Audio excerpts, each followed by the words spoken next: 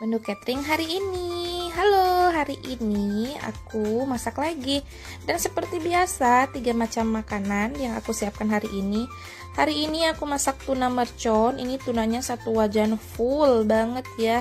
Ini rasanya enak banget. Kalau tuna mercon bakal nagih terus, nambah nasi lagi. Dan ini lanjut ke bihun goreng, ada toppingnya pakai daun kelor, terus ada bakso dan kornet. Lanjut ke bumbu untuk bikin tumis kangkung.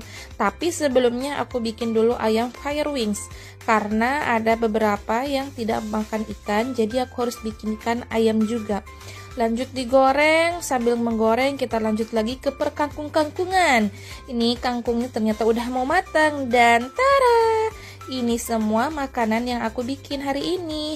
Jadi ada fire wings, ada tuna, ada bihun goreng, sama kangkung. Lanjut di packing. Setelah itu kita lanjut antar ke kantor Paksu. Terima kasih.